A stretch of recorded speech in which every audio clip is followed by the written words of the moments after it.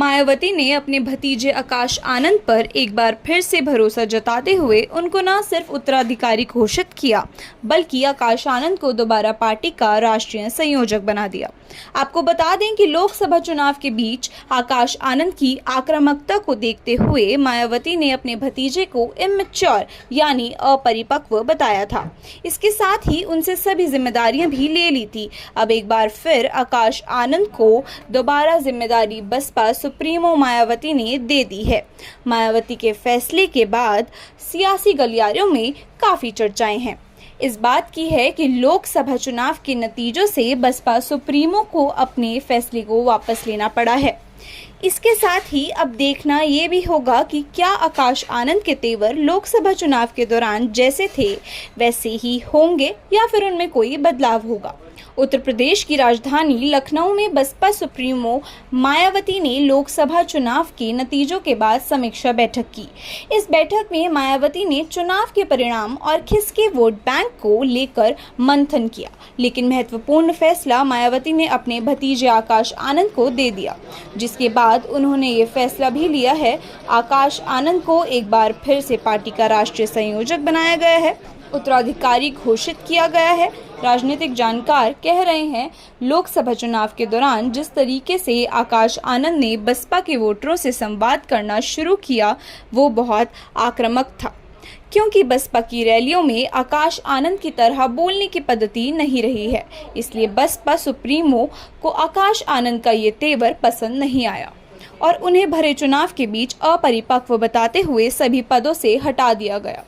राजनीतिक जानकारों का कहना है अब जब मायावती ने एक बार फिर आकाश आनंद पर भरोसा जताया है तो ये चर्चाएं होना लाजमी है कि क्या आकाश आनंद सियासी तौर पर परिपक्व हो गए हैं या खास तौर से वह परिपक्वता जो मायावती चाहती हैं। इसके मायने सीधे तौर पर यही निकलते हैं कि मायावती को लोकसभा चुनाव में आए परिणाम की वजह से आकाश आनंद को सभी जिम्मेदारियां वापस देने पर मजबूर होना पड़ रहा है, क्योंकि पार्टी के एक धड़े में ये बात बहुत ज़्यादा स्वीकार की जा रही थी कि आकाश आनंद के तेवर से पार्टी के भीतर एक नई ऊर्जा और चुनाव की दिशा बदलने का दमखम दिख रहा था। लेकिन सीतापुर की एक रैली के बाद आकाश आनंद पर हुए एफआईआर समेत उनकी आक्रामकता को देखते हुए मायावती ने सभी पदों से हटाने का फैसला किया। बहुजन समाज पार्टी से जुड़े सूत्रों के मुताबिक लोकसभा चुनाव के परिणाम के बाद पार्टी के भीतर ये चर्चा शुरू हो गई कि अगर आकाश आनंद को ना हटाया गया होता तो संभवतः परिणाम कुछ और होते।